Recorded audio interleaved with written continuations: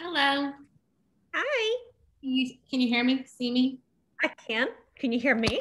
Yes, I can hear you perfectly. We already have people here. I'm so excited. And I have a ring light today, so I feel like a real influencer right now. Me too. Yes, what we're born to do. This is the time in life when ring lights help. Yes, this is true. I would love, I actually heard that Zoom has filters, like beauty filters, but I have not explored those, but I might need to next time. They take away my tired eyes. Yes, from reading, only from reading. What do you have tonight to drink?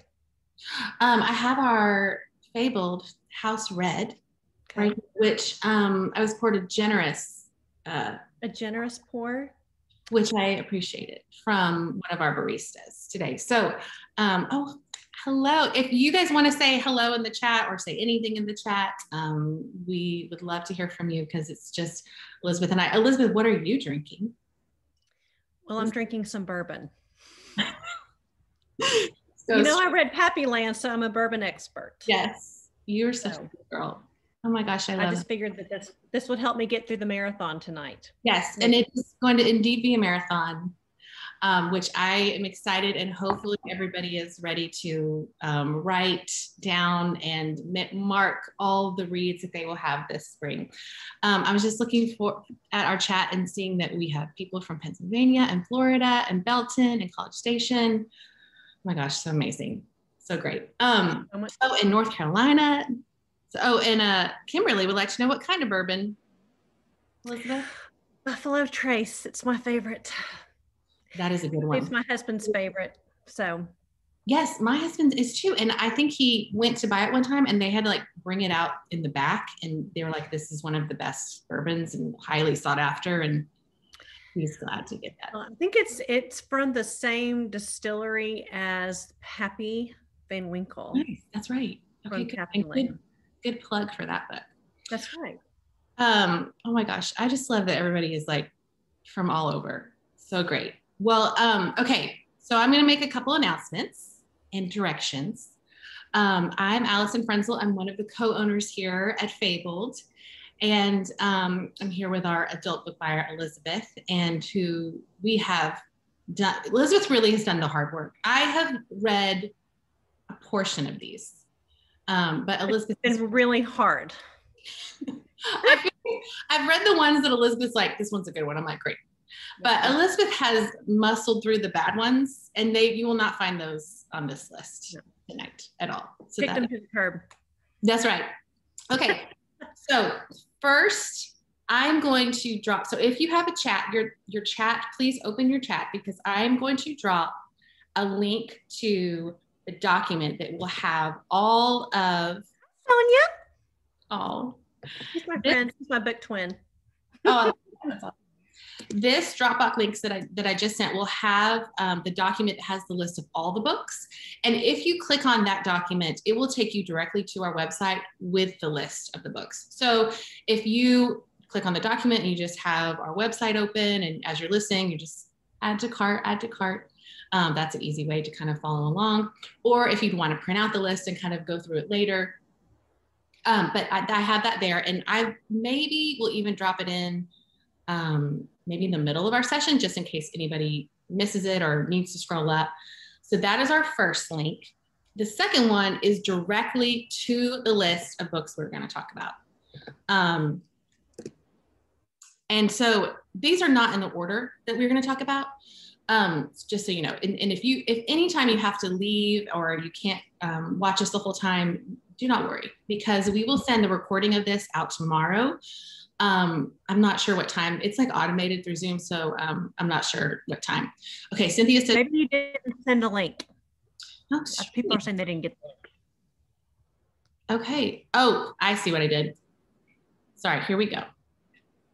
Let's try this again. Okay, first, here is the link to the document. And then here is the link to the list. Okay, good. Debbie got it.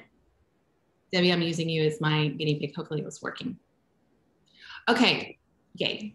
So if you guys want to click on the link, pull that up to have alongside of you, or send it to your home printer to print out, or just watch. And then we will also include that link in the email tomorrow with the recording.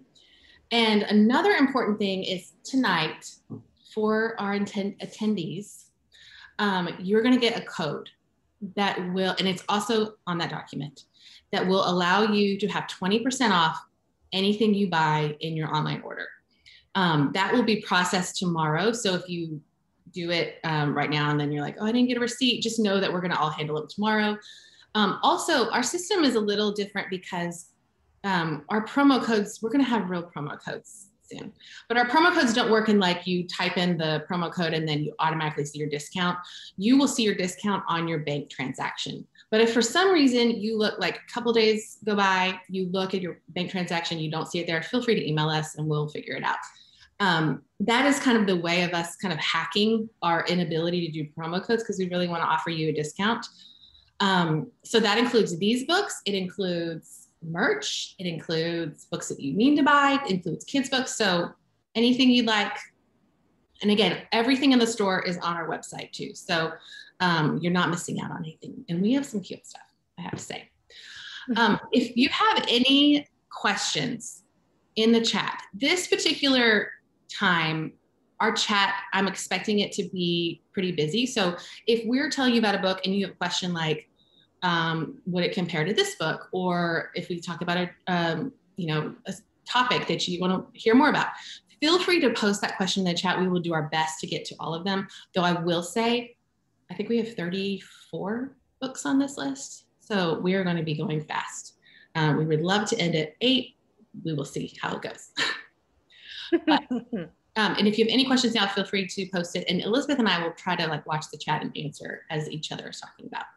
So did I hit it all? Elizabeth, did I hopefully got everything? Yeah. Mm-hmm. Okay, great. All right. Our first book on this list. And if you are a friend of ours, this book will look familiar to you. It is The Push by Ashley Audrain. If you are not familiar to us, hopefully you've heard about this book. And again, if you know us, maybe you're tired of us talking about this book, but we can't stop talking because it is that good. I will say when Elizabeth read this book, probably the day afterwards, she came to the office and she was like, somebody's got to read this. I have to talk about it. It is that good. And if our book club last month was able to interview the author, and I think we had more interactions, like conversations than we've ever had on Zoom, because the author was, Ashley was so, it was just interesting. So the story is about, it is, I would say, a suspense thriller. Blythe is the main character. She is a mother. She's always wanted to be a mother. And she has a daughter named Violet, and she is suspicious that something is wrong with Violet.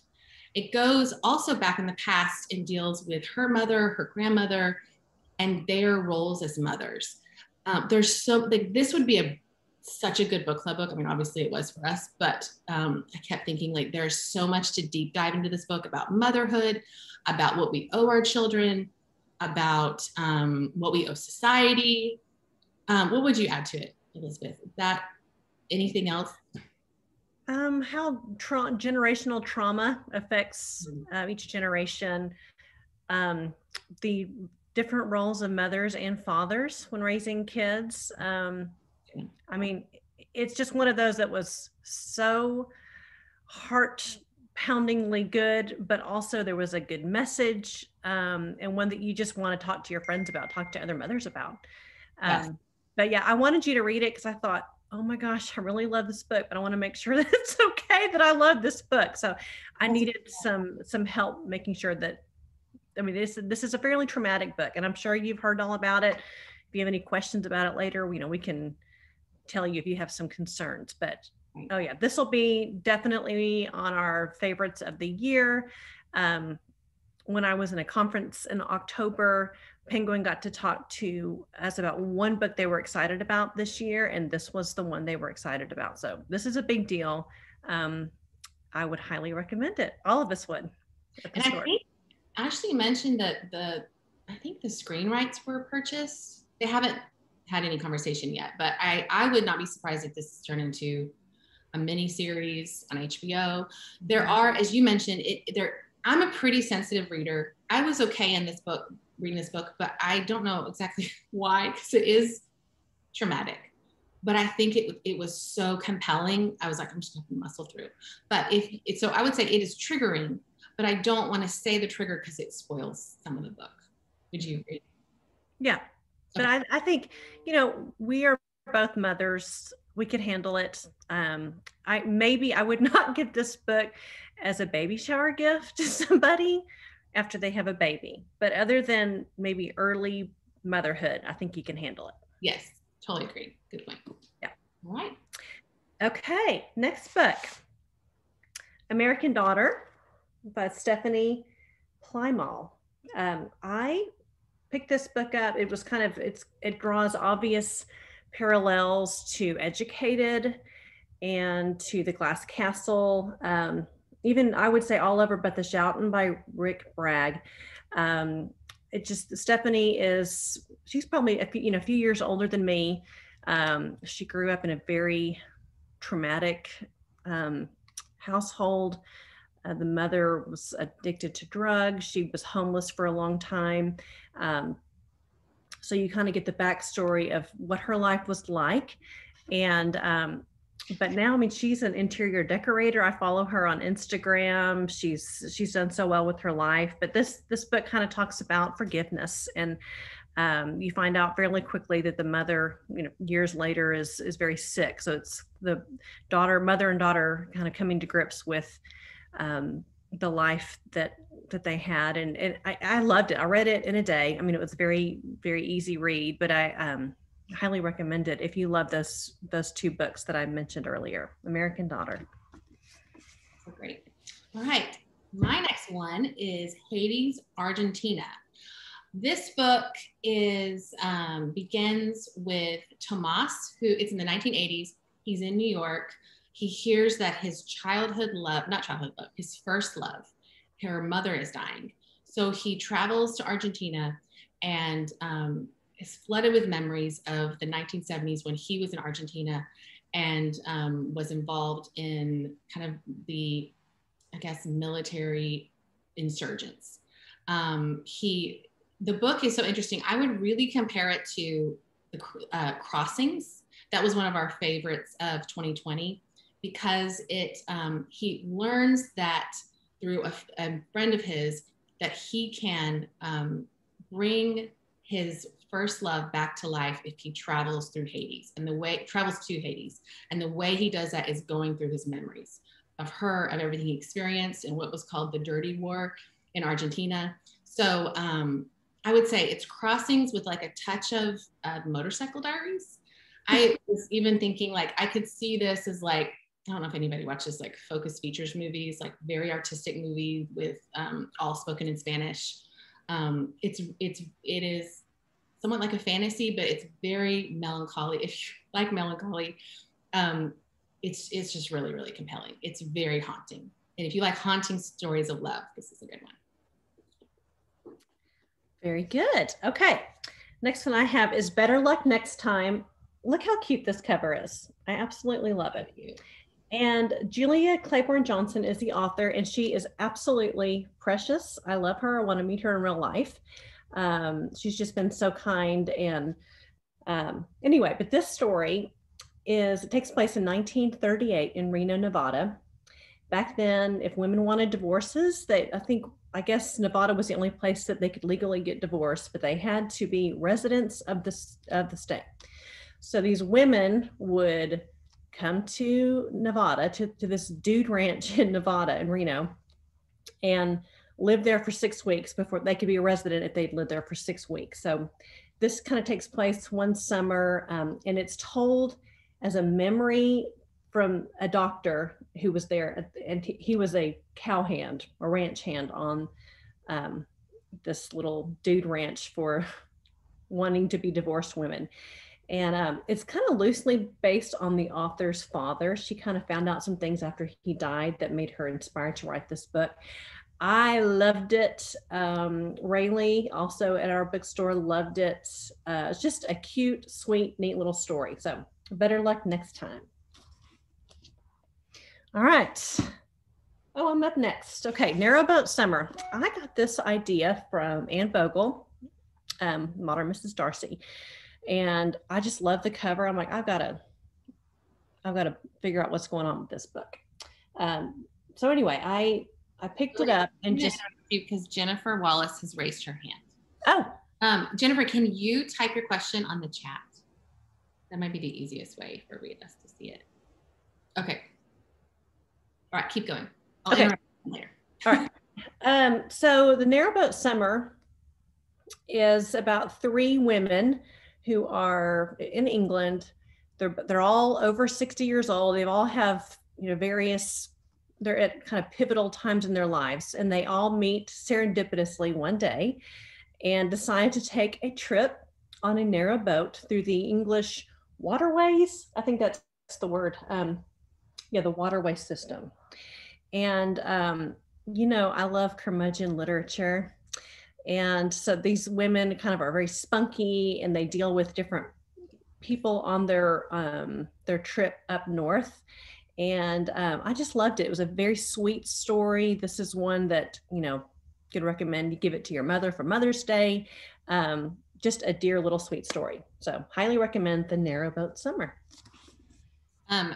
Sarah mentioned in the chat that Sarah Pitcher said it's a beautiful cover, which I agree. I feel like that cover kind of stood out from the other covers to me. I know. I think it sold well. I think it's just eye candy, but it's a sweet story underneath the eye candy. All right, my next one is Faye Far Away by Helen Fisher.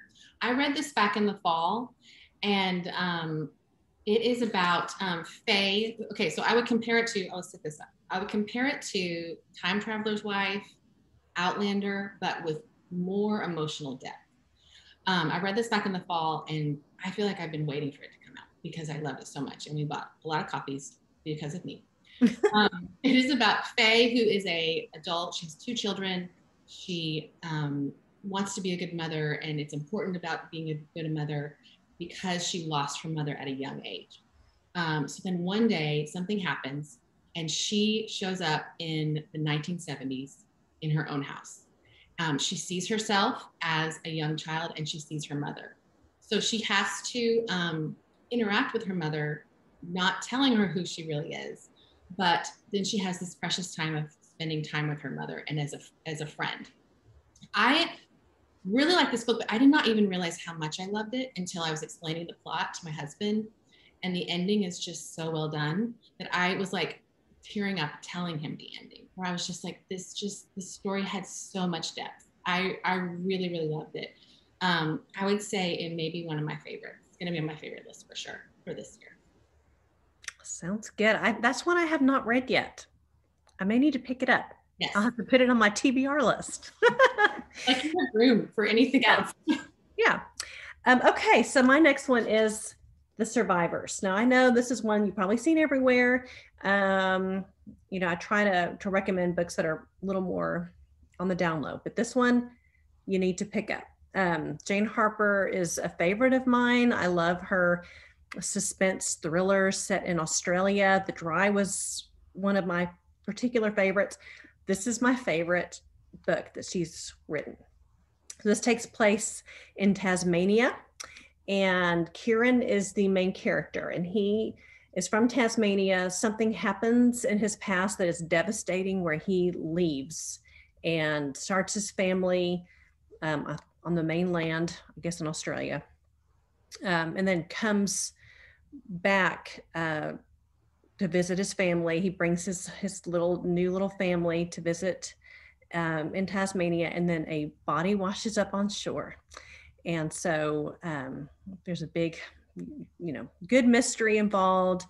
Things aren't what they seem. There's also a neat diving, a lot to do with the water and a shipwreck. So I really loved it. At the end, I was like, oh my gosh, was not expecting that. So this is, Jane Harper is a perennial, you can trust anything she writes, but this was probably my favorite of hers, The Survivors. It's good. I love when a good ending. Yes. All right, my next one is This Close to Okay by Lisa Cross Smith. both Elizabeth and I read this book, and it begins with Tally on a rainy night is crossing a bridge and she sees a man looking like he's about to commit suicide. She pulls over, she convinces him not to do it, to get in her car, and the book spans over a weekend of them getting to know each other. She has to find out why he was doing that. At the same time, she's very closed off about who she really is and what she's dealing with life. So it's really interesting. I guess like slowly unraveling a relationship and who you truly are. Elizabeth gave this 5 stars, so I kind of feel like she should also add in anything else that I miss because I want to give it justice. I picked this one up.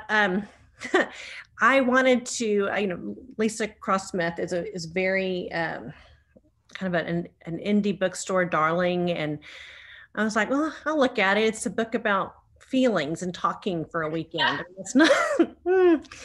I'll just see if it's okay for the bookstore. And I picked it up. I read it in a day. I cried in the end, which is, I'm not a big crier at the end of books, but this one I love so much. I actually direct messaged the author to make sure that everything was okay with all the characters because I love them so much. And she assured me everything was great. And I've listened to several of her interviews. She's amazing. She really loves the idea of characters showing kindness to others. So if you're kind of disillusioned by the world right now, which, you have every right to be, this would be a good book to read. So it's not my typical genre. Just again, talking about feelings, sitting in a house for the weekend, but I loved it. This will be a favorite of mine this year. Laura was asking, I guess she wants to know if The Survivors was a mystery, and yes, it is. Good to know. Sorry. Okay, I think you're next for a while, actually, Elizabeth. Oh wait, no, I am. No, you're next. I'm next. So sorry. All right, Girl A. This was the second book that I read this year. So the first was The Push, incredible. Then it was this one, amazing. I was like, this is a great year. This is gonna, which I mean, you want to start the year off with some good books. This book is also one that is difficult to read, but just so fascinating. It's called Girl A by Abigail Dean, and it deals with Lex, who is grown up, but as a child, she experienced a horrible crime where she was one of her siblings that was trapped in what's called the House of Horrors. So it is kind of like what life looks for someone who's gone through something like this. And then her mother, who is in prison, dies. She is kind of having to reckon with everything that she has experienced, how she feels about her mother, and then how she feels about her siblings. And it's really interesting to see how each sibling has overcome this event in their life or triumphed in their life. Her relationship with them, it goes between like the past and present. It was a really good one. I think, Elizabeth, you started this one and then I read the whole thing and then told you to keep going, right? Is that how it went? Yes. Yes, I think I just read it right after The Push and I was like, dang, I need something a little bit lighter. It got real dark in the beginning. Real dark, real fast. Yeah, this but it was still dark, but I would say like if you're a fan of like unsolved mysteries or something like that where or 2020 or something where you can like dive into, I know I have a lot of friends out there, I don't know if they're in this group, who can like settle in for a terrible story and then just go right to sleep. But this is one of them. And I really appreciated how it ended. I really thought it was a really, really good ending. And I think it has appeared, I think somebody has picked it. Oh, Meredith says yes. You're gonna like this one. Girl, you need it, Meredith. Pick it up. I think that maybe, I don't know if it's Book of the Month, but there was another something. Book of the Month did. They picked it up. Picked it, which we always are excited and also bummed when we see Book of the Month picking books that we love because we're like, oh, we want to be mainstream, we're indie. Yeah. We want to find the stuff for you that you wouldn't know about. Yeah, we found it first, Book of the Month. Right, you're welcome. Yeah, thank you. My turn? Yes. Okay. The Four Winds by Kristen Hanna. I'm sure you've seen this everywhere. This one I think is important to us because it is set in Texas. And this is really cool. So the Kristen Hanna reached out to a bunch of independent, oh yeah, this is like Room. Girl A is kind of like Room. Yes. Yeah, for sure. I would say if you don't like Room, Girl A probably is not your book. Not for you. Yeah. So this book is set during the Dust Bowl, and mainly in Texas. The Dust Bowl is in Oklahoma and Texas, and then all these people wound up going to California because they literally had nothing left here. So Kristen Hanna reached out to a bunch of independent bookstores in Texas, and we got to have a Zoom event with her. She sent me champagne. So basically, Kristen Hanna and I are like this. I always thought we would be. I want to interrupt too that Elizabeth got to attend a Kristen Hanna Zoom with Katherine Heigl and the other actress. I can't remember her name. Sarah Clark. Sorry, Lane. What's her name again? Sarah Clark. So I'm like, this is just her regular life. Kristen Hanna's her friend. Yeah. She goes to Zoom cocktails with celebrities. Pretty much. Yeah. No, not this, but so anyway, Firefly Lane was my first book I ever read by Kristen Hanna. It's sort of like beaches. I loved it. Her books are really well written. Most of them are pretty heavy. Kristen, we're on a first name basis, told us that she lost her mother when she was 24 years old. So a lot of her books are kind of unresolved issues between mothers and daughters, which I found fascinating. So I read this book. Elsa is the main character. And I have never loved a character quite like Elsa. She was you could tell she was just a tough old bird, dismissed by her family. Really, they just thought she was unmarriageable, and she found someone to marry, and she was this wonderful mother.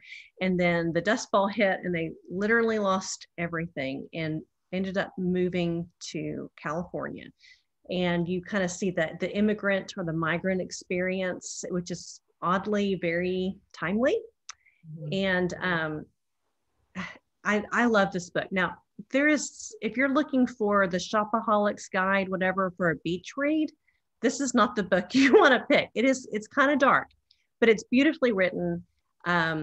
I also recommend The Worst Hard Time, which is a narrative nonfiction about the same time period. I would highly recommend that book. We have them in our store.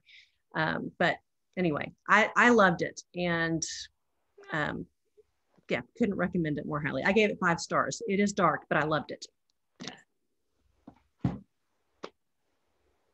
think you Turn. I'm next. Okay. We sold our last copy that we have right now of this particular book. So I'm going to try to see if I can share my screen to show you a copy of this next book. And so just bear with me for 1 second. Okay. All right. So The Bad Muslim Discount by Syed M. Masood. This is a story. It's kind of like an own voices book, if that is important to you, and well, it should be important to all of us, really. But it is a story of 2 families coming to America. One is in Pakistan, and then the other one is in Iraq, and it starts in the 1990s and then goes up to 2016. It is written really light, but it deals with real issues. I have seen the reviews of people who have had this similar experience say that it is very accurate.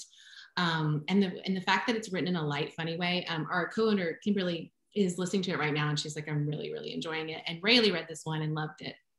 But it's a great book, and it's as many heavy books that we have already talked about. This one would be one that is written light, but deals with real issues, especially what it's like to be a Muslim in America. So definitely recommend it. All right. Next is John Hart's The Unwilling. So I have an author crush on John Hart. Everyone at the store knows I love John Hart. He is a Southern author from North Carolina, I believe. We chose one of his books for our book club last year. The Iron House, which is a huge favorite of mine. My personal book club chose that one. I loved it. This one is set, and I actually read this over a year ago, so it's really fun to try to talk about it right now. It was supposed to come out this summer, but because of crazy COVID, it did not come out until February. So The Unwilling is set. He was supposed to come to the store. I know. It's hard to talk about. Elizabeth can't talk about it. I can't talk about it. That was the worst part of COVID for me this summer. Just kidding. But the PR person was emailing me, and so it almost like they were making us think that maybe he would come eventually. Like she kept checking in August.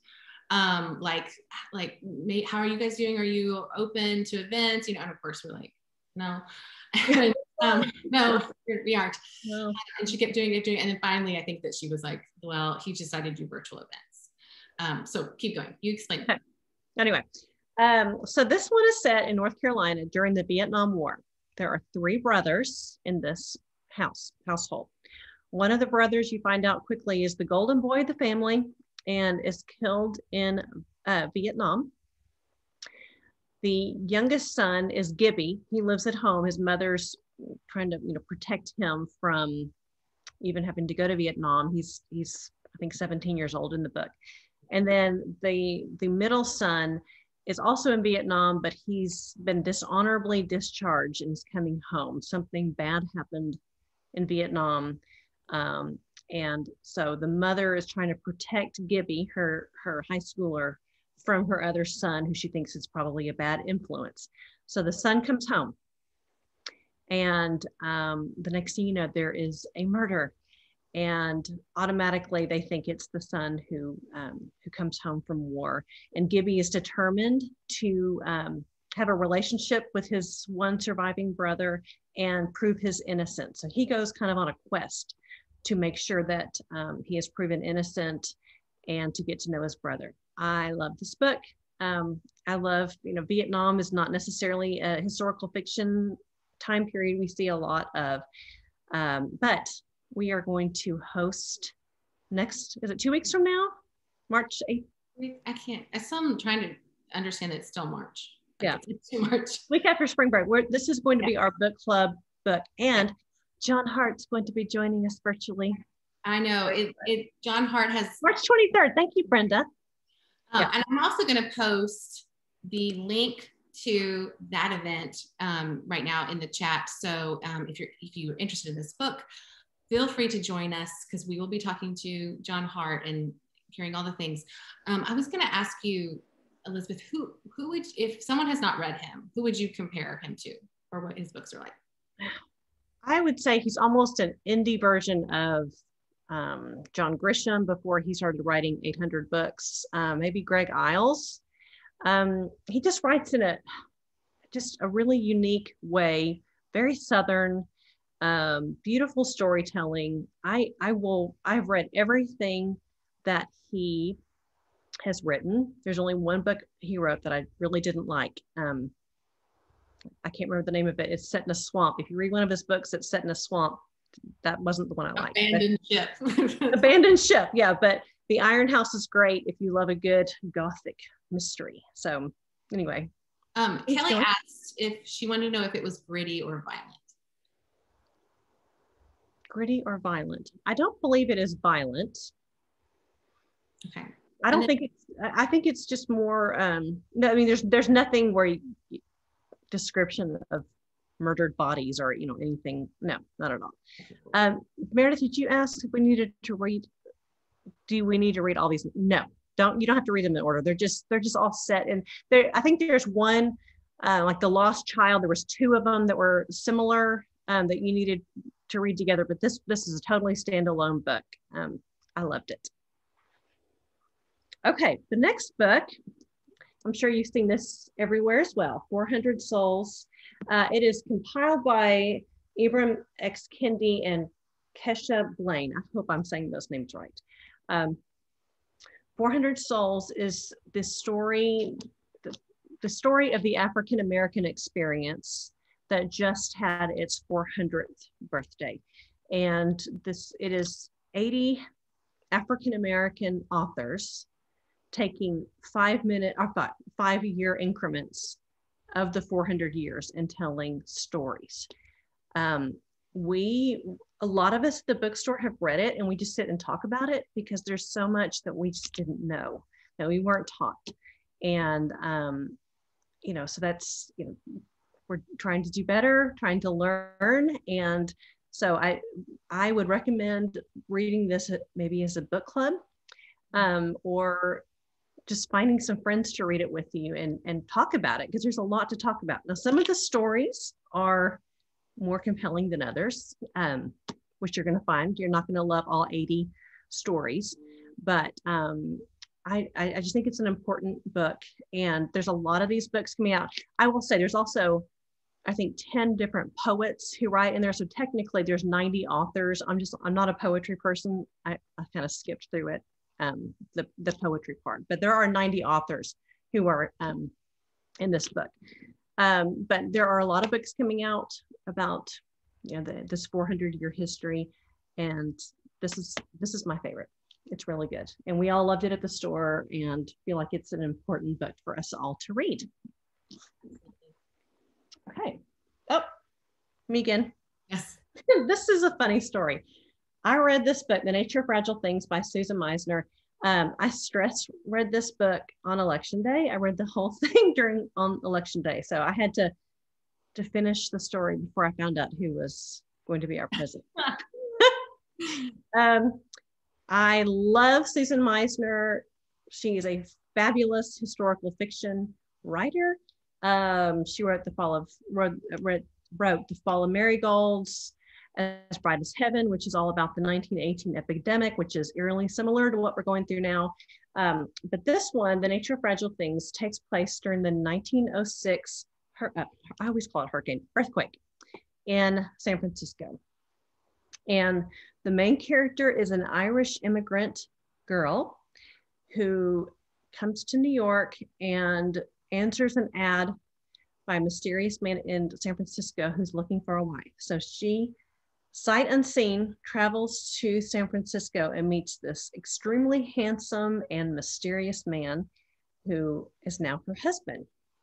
And her job really is to help raise his daughter, Kat, who is orphaned, or I guess doesn't have a mother. So there's very interesting female friendships involved in this story. You learn a lot about the earthquake, and I mean, you can't go wrong with Susan Meisner. She's a hit every single time. I think I've loved everything I've ever read of hers. She is one of those where you're like, I need a good book, and I need to know that it's going to be good. Yeah. I think there's not a book she's written that I have not enjoyed. I know. I love them all. So this is a great one. Good to read during an election or any other stressful time in your life. Stressful time, which, we've had a few. We've had a few stressful times. Brenda asked if, I think she's referring to the 400 Souls, if it is like Homegoing, except not fiction. No, you just hear interesting stories. Like you think of the Mayflower. I mean, that's not kind of the beginning of the American experience. We always like that's the beginning, but no, there was a ship that came over from Africa before that, and we don't know anything about the story. And so it's kind of fun. You read about, you go from the very early beginnings of slavery, a 5-year increment, then all the way through Anita Hill back in the 90s, and so they're just little. I mean, you can take one segment at a time. You could read this over 80 days.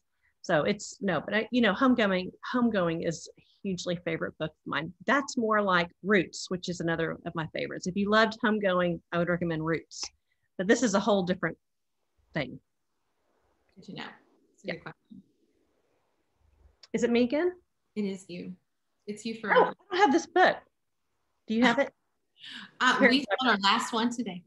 But we actually, the next one was, as Elizabeth prepares, is the Paris Library. And we have, no kidding, 100 of them coming to the store. We sold all of them today that we had, and we have a lot more in order because this one is going to be, I mean, you may, if you are a book person, you probably have seen it somewhere. but I'll let Elizabeth talk about it because she loved this one. I love this book. All right, I read it. This was another one that came out that was supposed to release, I think, last May, and it didn't. This takes place right around the time of World War II, which I know it's overdone, but there's a couple of good ones that I will recommend.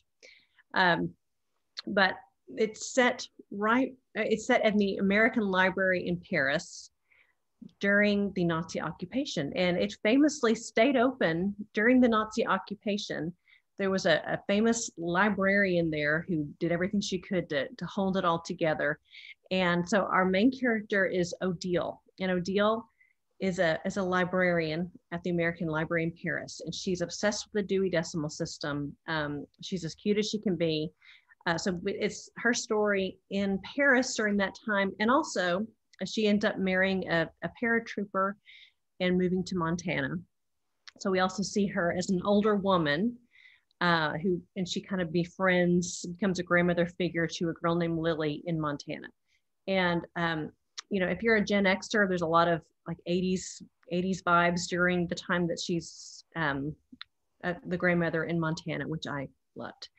And you kind of go back and forth. And what I love about it, I always think about these old people who had these fabulous lives. And Odile, was kind of this little old lady in church, and no one knew her fabulous story of what she did in Paris. So something happens in Lily's life and in Odile's life where they really need forgiveness. And so the book kind of talks about forgiveness and what that means. I love this book, and I would think it would be a fabulous book club book. It's a smart book. The author actually has worked in the American Library in Paris. It's very meticulously researched.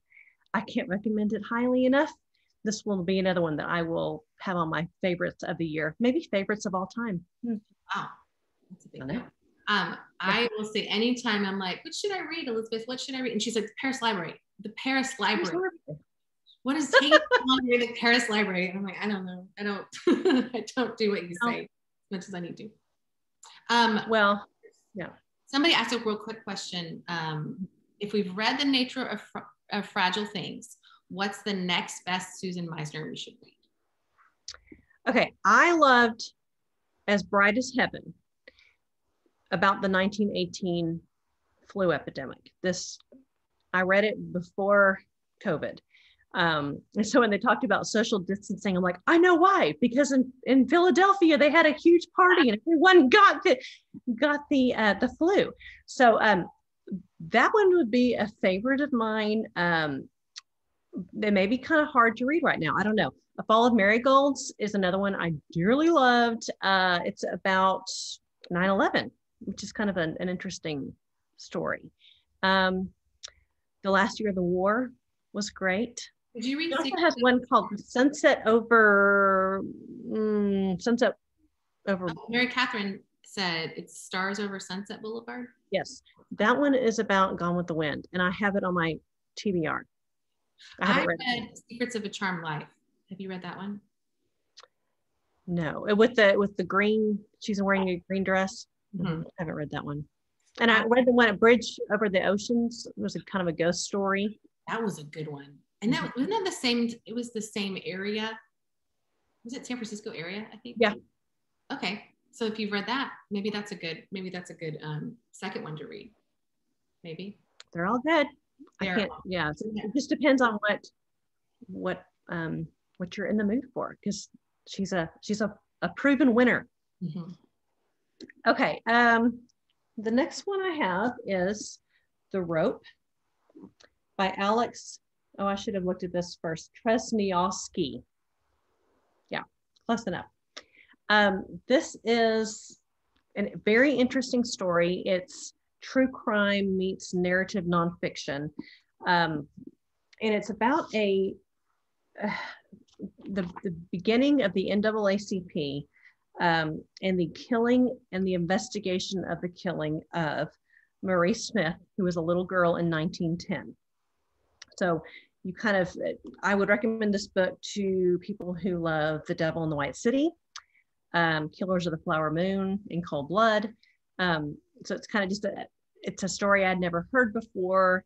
Ida B. Wells is featured significantly in this book. I had just read a biography of her right before I read this book. So I thought, I think Ida B. is speaking to me from the other side of the grave. She wants, and she's a fascinating character, kind of a, didn't take guff from anybody, and really did a lot for the African-American and the female experience. So I learned a lot. It's just a great true crime story, and it was great to feature during Black History Month. The Road. Great. Oh, I have another one. I'm not sure if my mother's on this or not, but I'm probably going to get this for my mother or maybe my aunts for Mother's Day. The Kitchen Front by Jennifer Barnhill. Yeah. Don't tell her if you know her. This is right up their alley. And this is such a sweet story. I said this is if Guernsey Literary Potato Pie Society met a Food Network show, met Downton Abbey, this would be the book. It's a neat story of during the war, in London, they had food rationing and really struggled with good recipes to use for the food rationing. So the BBC decides they're going to host have a show on BBC called The Kitchen Front, all about how to cook with under rationing. And they're going to do a big contest to decide who needs to be the host of the show. And I think there's some man who wants to be the host, and he doesn't know what he's doing. This needs to be a woman who actually is cooking with rations. So I also said there's a little bit of a Steel Magnolias vibe to it. All these women get together and they're going to take down the man. And the friendships are so sweet. And it's an easy read, sweet, happy, feel good female friendship story, The Kitchen Front. What else has Jennifer Ryan written? That name? Tilbury Ladies Choir. I don't know that. Her name sounded familiar. We have it at the store, or we've had it at the store. It's familiar. yeah. It's a good one. That's right. Okay. My next one is Share Your Stuff. I will go first by Laura Tremaine. I followed Laura Tremaine for a long time. She's a great Instagram follow. She's either had lots of blogs or been on various blogs. There is something very disarming about her. She used to have a blog called The Hollywood Housewife, which she actually is a Hollywood housewife. Her husband is a producer director in Hollywood. And so she shares all kinds of things. This one, and Elizabeth, I would love to hear what you have to say about this one, is really about the subject of female friendships and vulnerability, and understanding when things happen in your life, like what it means for other things in your life, and kind of making connections and appreciating why you go through things. Would you have anything else to add on that too? Well, this is kind of a fun story. She talks a lot about being a sorority girl at the University of Oklahoma, and my sister-in-law was actually lived with her. And during one of the breakups that she speaks about in the story or in her book, she was living with my sister-in-law. So that was kind of a neat story. And I loved this book. I think, in this time when we're all fairly isolated and living online and not really, we have these surface relationships. And so she gives really good tips and tricks how to get deeper and how to really get to know people. And if you feel kind of socially awkward, well, here's a good, how to get to know people. And I actually listened to it with my 16-year-old daughter. Not all of it. There were parts of it I would not recommend reading it with your 16-year-old daughter. But we had the most fabulous conversations about who are you? What do you want to be known for? What are some important things in your life? So we loved getting to talk to each other about it. Then we talked to my husband about it, and he was like, well, I want to do this too. So we got to talk to him about some of the neat strategies and how to get to know each other. I think we're going to do something at the store with this book. Yes. I loved it. And I just think it's a very timely book that a lot of people will love. This will be a great, pick it up, buy several copies from Fabled, and give them to your friends and have good conversations. So I highly recommend this book. It's great. And it is, it's not big. I mean, it's one that you probably could take on a vacation and enjoy, and have good conversation, take on a girls trip if you're all reading. Kelly asked, could I share the questions with my 12-year-old? Is she too young? Okay. This is a funny little story. So the first part of it is, tell me who you are. What are, if you had to say 5 things about yourself, so that was kind of fun to really think about, what are 5 things about me that I'd like to share? And my daughter did that too. And then it gets to a point where she talks about losing her virginity in college. And I was like, fast forward this. So there are parts of it that I would recommend. And you may, as a mother, read it and think, yeah. I mean, and it's not all that way. You might want to just find little chapters. There's going to be nuggets of wisdom throughout the book. Yes. But I wouldn't read it. I wouldn't give it to my 12-year-old, I don't think. And let her have it, have at it. So she should write for a younger audience, though. That would be really interesting. We'll let her know. Since we have a connection. Yeah, I'll tell my sister-in-law to text her. Yes. All right, my next one is Who is Maude Dixon by Alexandra Andrews. This one is a suspense thriller. I feel like it has a little bit of a Alfred Hitchcock vibe. The story is that Florence is a young, 20s, maybe early 30s, working in a publishing company. She's down on the totem pole as far as what she's doing, and she wants to be a writer, and she feels very frustrated. And something happens where she has to leave her job. And everyone in the book, they're very these literary communities, and they're talking about this author named Maude Dixon, who is maybe the Kristen Hanna of our world. And the thing about Maude Dixon is nobody knows who she really is. They know that it's a fake name, and no one knows who she is, and they're all trying to find out who she is. Well, when Florence leaves her job, she gets a call, and she has landed a job as Maude Dixon's assistant. So she couldn't be more thrilled. She's like, I can't wait to glean everything from what she's done. She goes and lives with this woman named Helen, who is Maude. And as she's working for her, kind of realizes she is not all that she's supposed to be. I mean, in my mind, or what the world perceives her to be. Why is she so acclaimed? She just starts slowly resenting her. And then Helen says, hey, we need to take a trip to Morocco because I need to do research for my book. So she said yes. And you kind of see the relationship between the two women kind of starting to deteriorate. And then when they go to Morocco, there's a moment where Florence wakes up in a hospital, and they have said— In hospital? Yes, she wakes up in the hospital and says, and they start calling her by Maude Dixon's name. So nobody knows, first of all, who Maude Dixon really is. So the woman who is Maude Dixon, named Helen, only her agent knows her real identity. Even the publishing company doesn't know. So when the people in Morocco are calling her Helen, she is thinking, how hard would it be to start just assuming her identity? Because what she is perceiving is Helen is dead. So obviously this, and they're thinking that I'm actually dead when I'm not.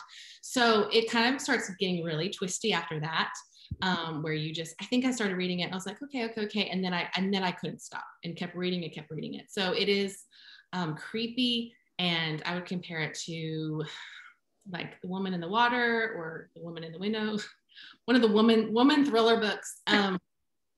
But it'll keep you reading. It's a really, really good one. I enjoyed it. Okay. My next one is Vera by Carol Edgarian. the reason I wanted to put this on here, it's kind of interesting how this happens. This is also set during the 1906 earthquake in San Francisco. And that happens a lot. I'm always curious how, I don't know if there's, one publisher tells people to write at a certain time period. But this one, I loved it very much as I love Nature of Fragile Things in a different way. Vera is a 15-year-old girl who is the illegitimate daughter of Rose, a famous madam at a bordello in San Francisco, and she kind of caters to the crooked politicians of the city. So after tragedy strikes and the earthquake hits, Vera, as a 15-year-old, kind of takes control and takes care of her people. I rooted hard for Vera. She was an amazing character. And this is Vera looking back on her life. She's, over 100 years old, looking back on her life. And there's parts of this reminded me of East of Eden. I just read that last year, but the scenes in the bordellos in San Francisco really were very descriptive and reminded me of that book. So if you loved The Nature of Fragile Things, you love that time period, I would recommend Vera. It's a beautiful cover. I dearly loved it. Great historical fiction. Great. Okay, our next one is We Begin at the End by Chris Whitaker. Elizabeth and I both read this book. I loved it so much. And it's funny, as I was looking at when I wrote a review of this book on Goodreads, and I said, I can't wait till there's a movie of this. And then today, Elizabeth sent me a screenshot that someone has bought the rights and it will be a movie. I think they even have cast people in it. I can't remember what the article said. Do you remember? I think it's the director of Hamilton. Yes, who is going to do. Yeah. And you know actors better than me. I don't know who's on TV these days. But that's good. You remember that part. Yeah. Okay, so this is there's basically two main characters. Duchess, who's a 13-year-old girl who has the mouth of a sailor, who considers herself an outlaw. She takes care of her younger brother because her mother is just kind of a mess. And then Walk, who is probably 40s, who is the chief of police in his town. And in my mind, I cast Hopper from Stranger Things as Walk. So if you're just a man who's trying the best he can do as a police officer. So what connects them together is a crime that happened when Duchess's mother was young. And it's a crime that happened and a group of friends shared in kind of the consequences of those crimes. And one person in the group went to prison, Vincent. And the story begins with Vincent getting out of jail and kind of goes from then. It is set in California, but it feels like a Western to me. I kept telling myself it's in California because it really felt like a Western. It reminded me of True Grit. Like Duchess reminded me of the girl in True Grit. It reminded me of Winter's Bone. Just how people deal with poverty, how people come out of a traumatic event and what their life means after that, or how they reconcile bad things that happen to them. Feel free to add to any of that, Elizabeth. Yeah, I mean, it's also set in Montana. There's parts of it that are in Montana, but I agree. And maybe even, I love Longmire. That's a show I love. There's something maybe with the main character of Longmire. He reminds me of Walk. I was just a do-good kid who never wanted to get in trouble as a child. So like the outlawed Duchess Day Radley is so attractive to me. I think, wow, how can you she's an amazing character. And again, she does have a potty mouth. So beware for language. But gosh, this book, you can't put it in a category. It's a domestic thriller. It's a mystery. It's an adventure story. It's a Western. It's fabulous. And I know this book is taking over the indie world. Everyone has loved it. I can't recommend it more highly. It's one of my favorites of the year for sure. Oh, same with mine. I keep thinking about a certain scene, which I'll tell you later, but a certain scene that is just so vivid in my mind. And I think we have literally right now 50 copies in stock. So do not be afraid of buying this one. I think this would be a great gift for a guy. After I read it, I just told my husband, I was like, you're going to love this one. You've got to read it. I don't know, we just love this story, and I really, really recommend it to anybody. It's really for anybody, I think. Yeah. And it's interesting. Kimberly said that she didn't like the audio, so you really should buy the book from us. The author is from England, which is kind of interesting that he's writing about California and Montana, but he does it well. And he writes about a 13-year-old girl really well too. So. Oh yes, I think you kind of there's a part of me that kind of wanted to be her too. Like, she just told people what she thinks, does what she wants. She takes care of business. Yes, she does, for sure. Yeah. Okay, the next one, we don't have a copy of. Right, I will share my screen to show you the cover. The Rose Code. Yes. Faye Quinn. This one is coming out this month, maybe next week, I'm not sure. And it is by Kate Quinn, who wrote The Alice Network that I loved and The Huntress that I hated.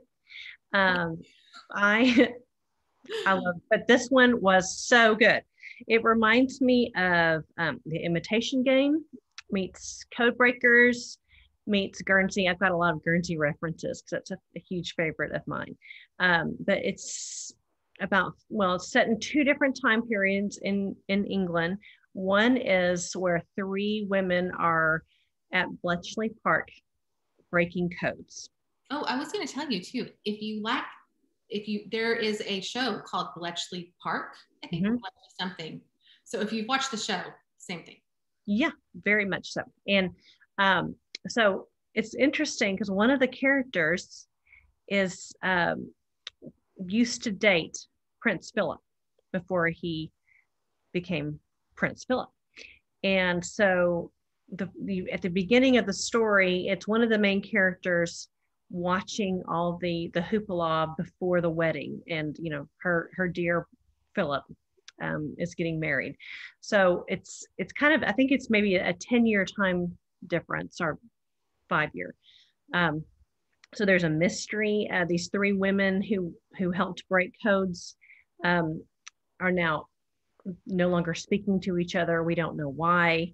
5 years later, one of them is in prison, and they get a mysterious letter, and they all have to come together right around the time of the royal wedding to break the code, to figure out the code. And this is interesting. Kate Quinn writes historical fiction, but there's a lot of truth in what she writes. It's true that British agents holding state secrets could be locked away in asylums after the war to protect their secrets. I'm sure that happened mostly to the women. There was a real-life Soviet spy ring that infiltrated Bletchley Park during the war. And it is true that Prince Philip's girlfriend, before he married Queen Elizabeth, was a codebreaker at Bletchley Park. And also, Princess Kate, her grandmother was a codebreaker during the war. So, this is just a great historical fiction. It's one your mom would like. I loved it. Kate Quinn writes a really good book, mostly The Alice Network, not The Huntress.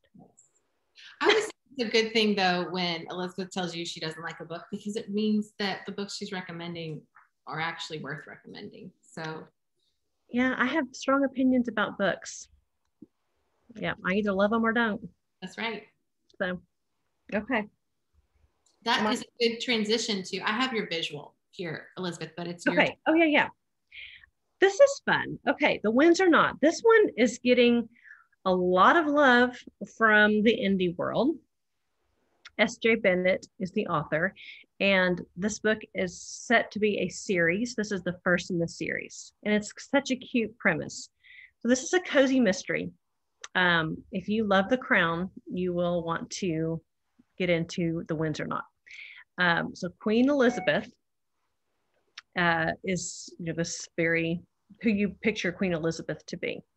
But she also solves crimes to make sure that her realm is safe and secure and all is well. So at the beginning of the story, there's a Russian dancer, I believe he's a Russian dancer, who is found dead at Windsor Castle. And so Queen Elizabeth decides that she's on the case. She's going to figure out what actually happens. And interestingly, she has a Nigerian-born helper who helps her solve crimes. And she's got this long line, I think she's been queen for 180 years, something like that. But there's always an assistant that she's had who helps her solve crimes. So the Nigerian-born one who is in the Windsor Knot is getting all of her information from her past assistant. It's funny, when I read the book, I pictured all the cast of The Crown, not the actual royals in the story. And I mean, it's just a cute, great, cozy mystery, no-brainer, fabulous idea. And it will be a long series. So you can be in on it on the front end. Yes. I kind of assume that Queen Elizabeth is a very intelligent woman, like kind of knows what's going on, and more than people probably think she does.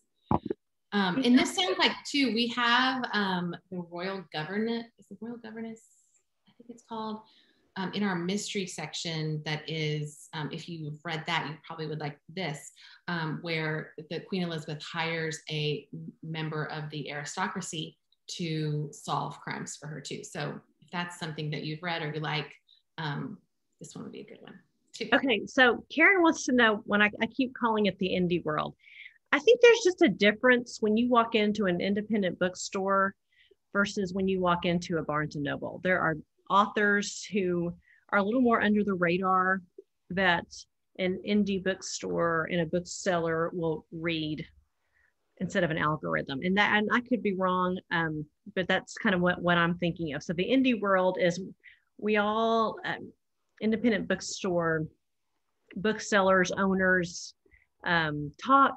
We're all invested in each other, because when one of us does well, we all do well. It's good for us. So we talk a lot. And so I have independent bookstore sellers who I call. We talk on the phone. I've stayed in their houses. We bounce ideas off each other. So when I talk about the indie world, I mean independent bookstores and the independent bookstore alliances. Yeah. Yes. That's a good answer. Kelly says fellow indie bookstore owner here, and I agree. Hi, Kelly. She's my friend from New York. I love it. That is true. We are all, we try to encourage each other. It's really the friendliest industry I've ever been a part of, and the most generous industry with information or tips. Because I come from the marketing world, and that industry really likes to hold knowledge very closely. But the indie is very friendly. Mm-hmm. Okay, so back at it. My next book, The Sweet Taste of Muscadines. This is a very interesting, very well written family drama with a lot of Southern gushiness. And I'm from Alabama. I love a good Southern story. So at the beginning of the story, we find Geneva, who is this kind of domineering mother in Georgia, who is mysteriously found dead under the muscadine arbor in her beautiful home in Georgia. So we find out that Geneva's husband has died when the children were little. She raised her 3 children basically on her own. The oldest 2 children flee. They're in New York, somewhere up north. And the youngest child stays home and kind of takes care of her mother.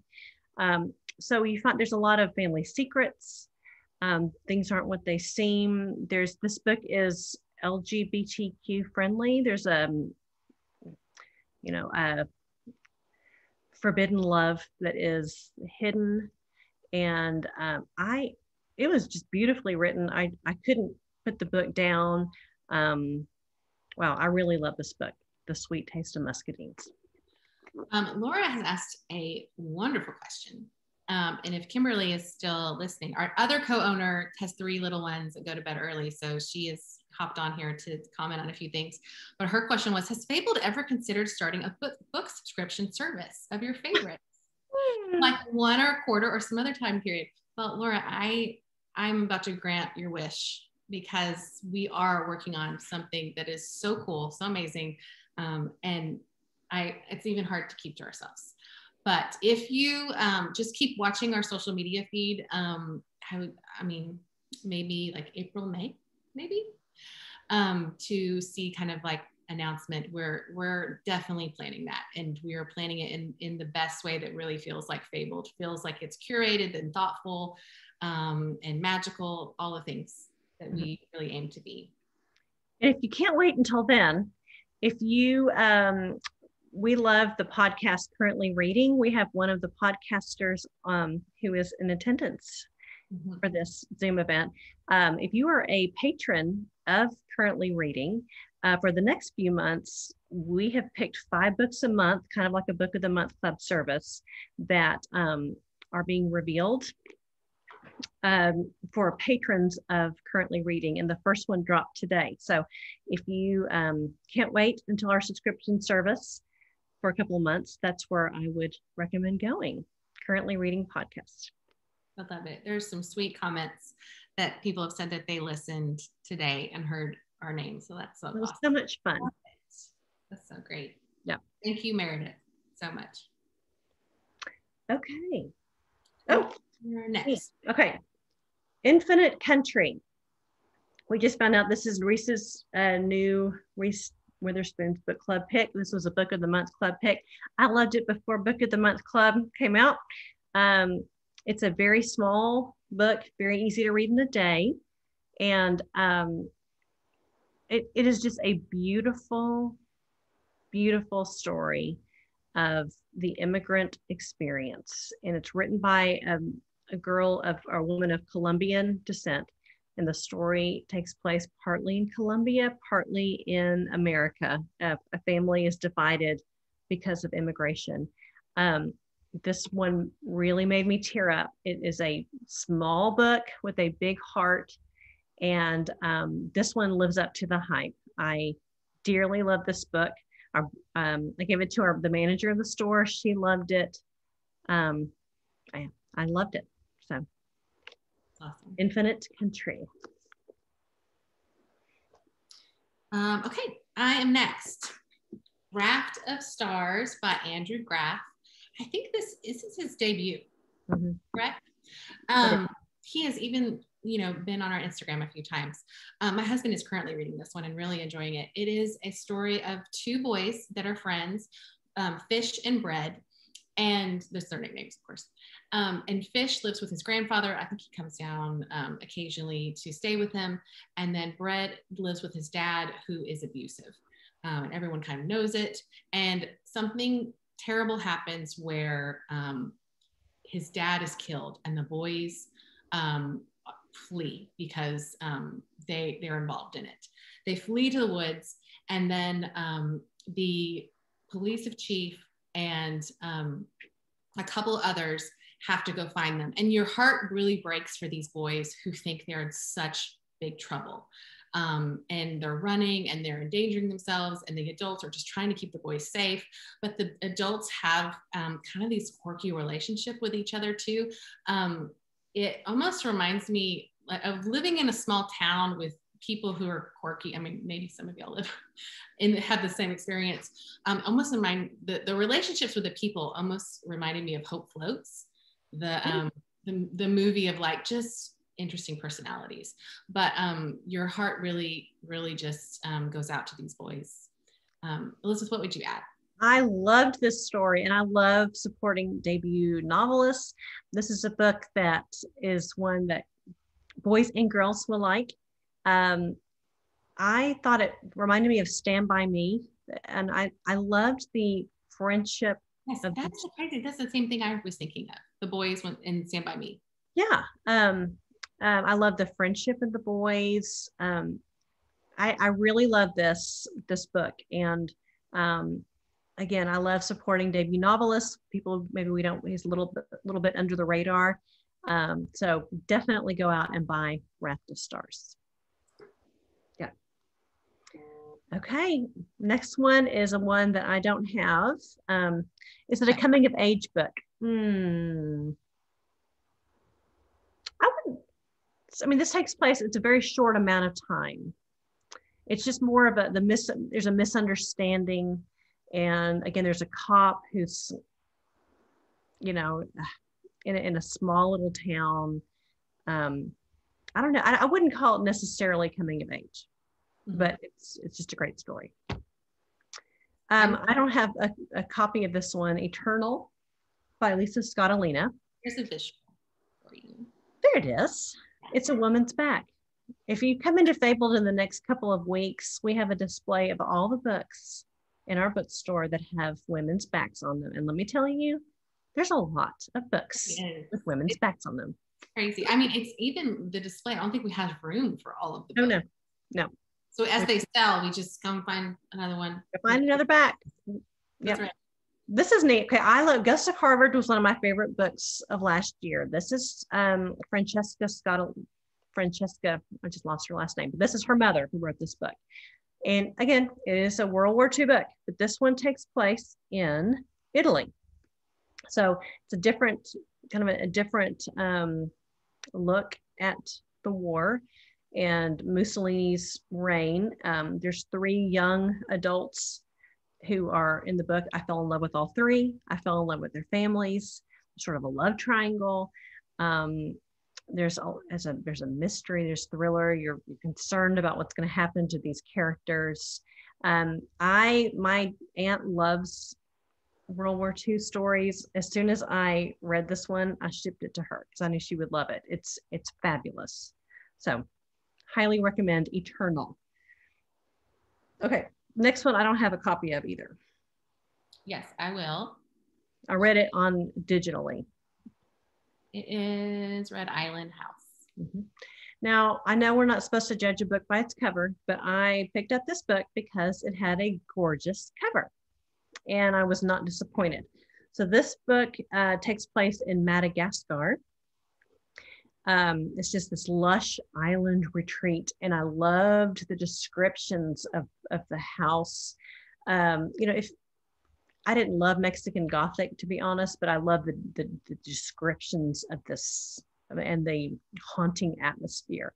So this book reminded me, I don't know, I loved the atmosphere of Madagascar, and so the main character is Shay Senna.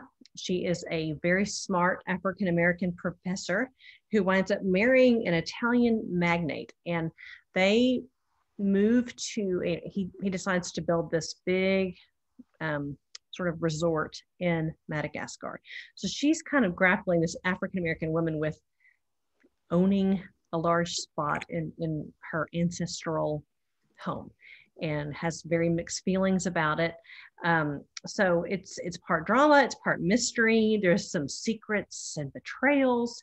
There's a little magic element to it. So you kind of have this very wealthy resort in Madagascar, but then you start to meet the people on the outside of the resort. And it takes place over a 20-year time period.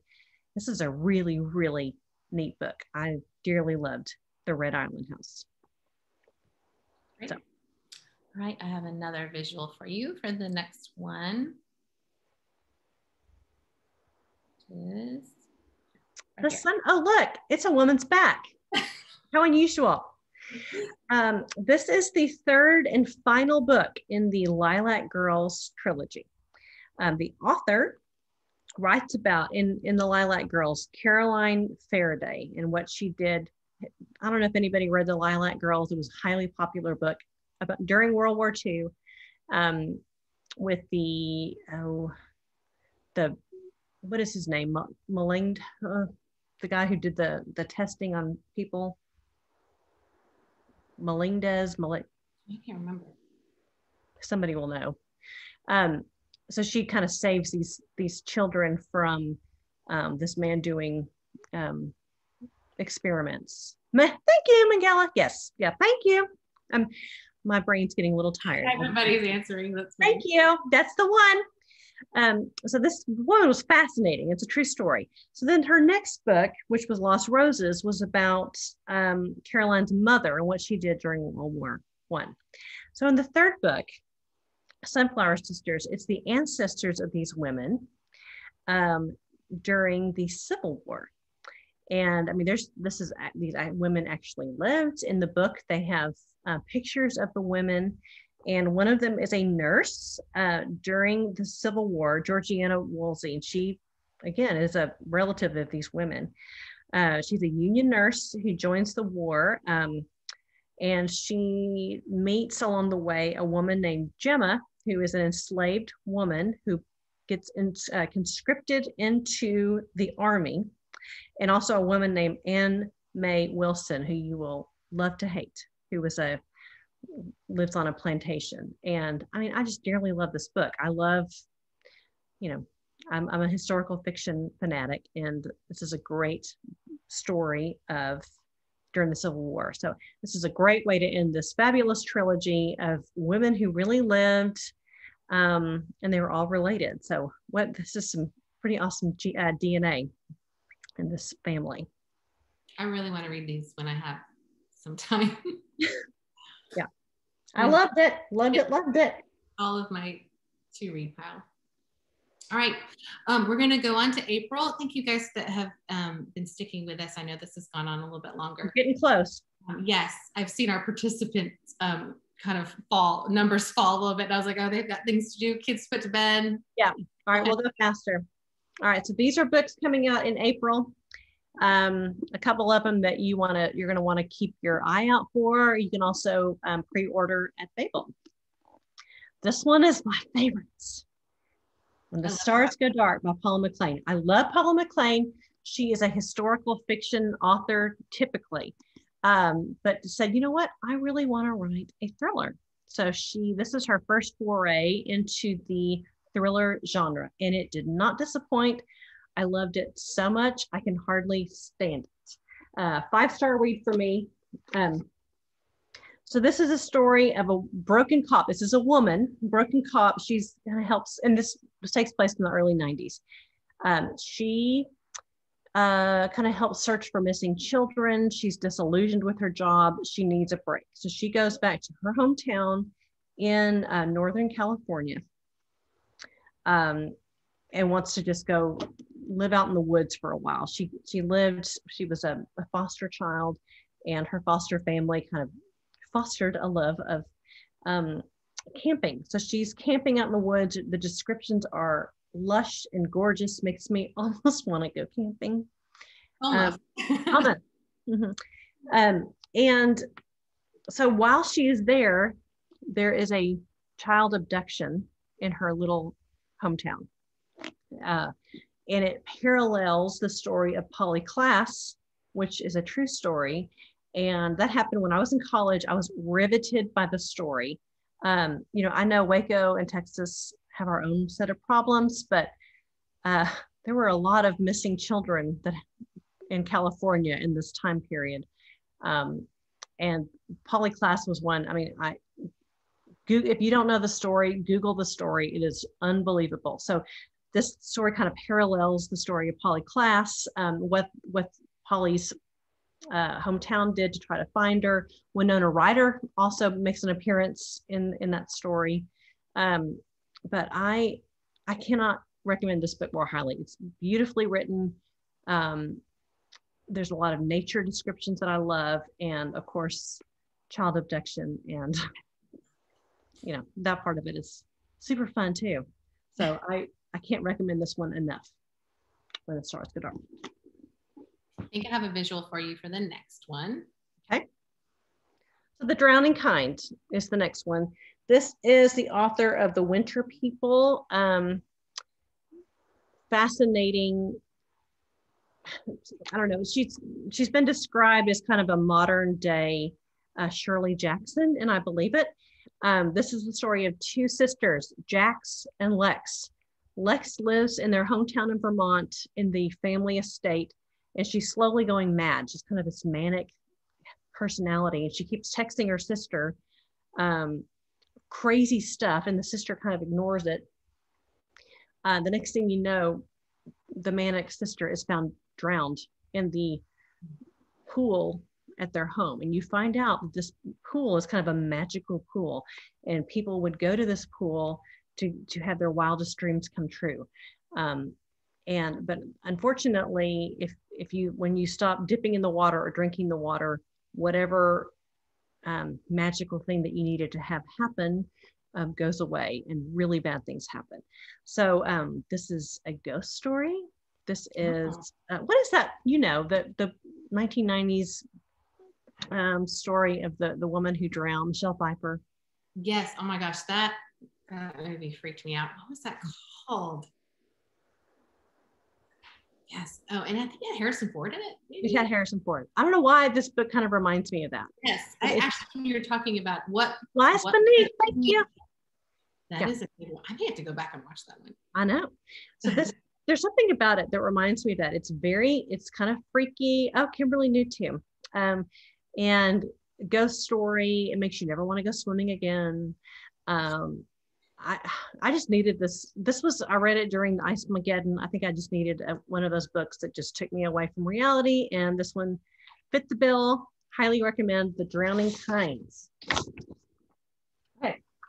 I'm getting close to the end here. The Good Sister by Sally Hepworth. She wrote The Mother-in-Law, which I dearly loved. She reminds me of Leon Moriarty. And she's the cutest thing. She lives in Australia. So this story is twins. One of them never talks. You assume that she's autistic. The words never come up, but she's got autistic characteristics.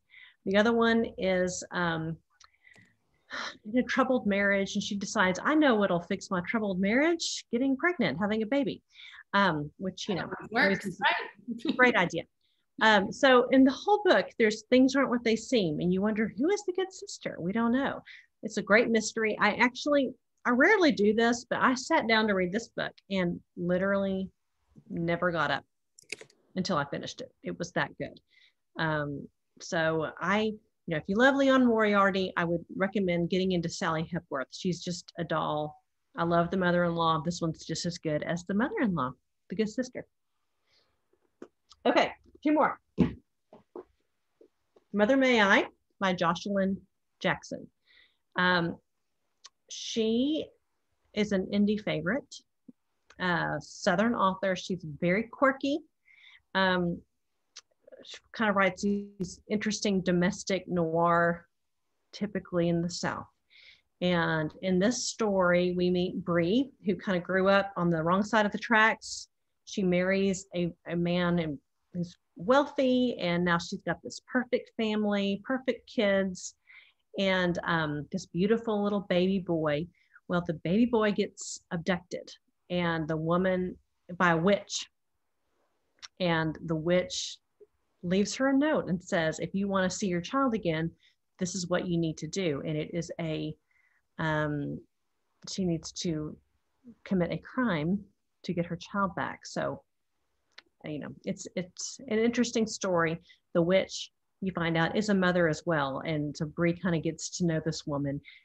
This is far from reality. It's quirky. It's fun. It's an easy read. Great beach read. So Mother May I. She wrote Never Have I Ever, Gods in Alabama. She's just a great author. Fun. All right. Last one coming out in April that I want to highlight is Crying in H Mart. This one is going to get a lot of press. And it deserves it. This is written by Michelle Zauner, who is the Korean American indie rock sensation known as Japanese Breakfast. I don't know anything about Japanese breakfast, but maybe y'all do. I don't know. So H Mart, which I just assumed it was a Kmart or something, but apparently this is a Korean food, massive chain of Korean markets that exist in the US as well as Seoul, where you buy Korean ingredients. And you find out fairly quickly that, this is a true story, that Michelle's mother died of breast cancer when Michelle was 24 years old. And so she cries in H Mart because that's where she thinks of her mother. Her mother was a wonderful cook. And so, I mean, I loved the story. It's such a sweet mother-daughter story. It's a memoir. Makes me want to eat a bunch of Korean food. The descriptions of the foods were really, really interesting and well done. So Crying in H Mart is a really good one. I would recommend. Awesome. We got through it. We did it. Yay!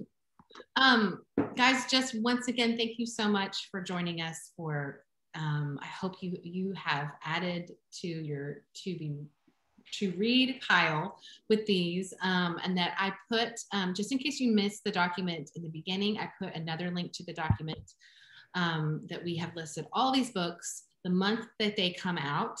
And if you just click on the document, it will go straight to our website where we put all of the books here in one page.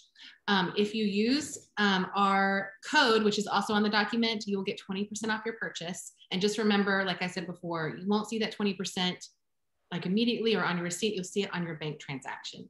But we're so excited. There are some good books out there coming out this spring, and which is good. We need to read these days. I'm not a runner, but I feel like I just ran a marathon. I know. I mean, it's impressive for sure. And there's even better ones coming. I mean, even really wonderful ones coming out right now that we're reading for the summer, but you'll have to stay tuned. Yes, absolutely. Berkeley asked if she's a local, if she can use the code in the store. You can only use the code online, but you can pick up whatever you buy, you can pick it up in the store, if that makes sense. It's just easier for us to keep track of and all that kind of stuff. And everybody, some people are saying other things they're excited for. Is there a time limit to use the code? There probably should be. Is there a book that y'all are really excited about? Yes. Which one are you really excited about? I want to know. I want to quickly answer this question. Where do we put the code at checkout? There is a portion that says instructions. Put the code in there. If there won't be a promo code word, there won't be like coupon code, put it in instructions.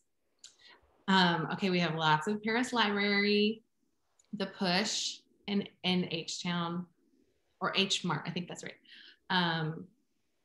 Yes, all of these. How does shipping in Canada work? Hey, Sonia, why don't you email us and we can kind of see what we can work out. Sonia's my book twin. We need to take care of Sonia. Yeah, okay, good to know. Yeah. 80s Argentina. I know, guys, there's so many good ones. And what is also fun is that right now, Elizabeth and I are reading books for the summer.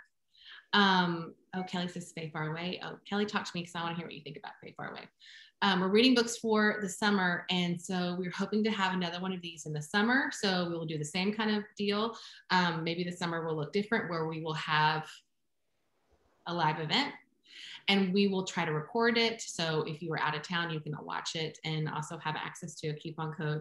So we'll be highlighting all the books that we love coming out this summer. So yeah. We have a Zoom about children's books. I actually have been thinking about that. Avery, our children's book buyer, is amazing. And we have talked about that a little bit. But that's definitely on our mind. So yeah. Now, if you have questions about, you can find me at Waco Reads. Yes. If you have, I always say I don't want to do all the different warnings about books because it makes me feel like it's a medical commercial.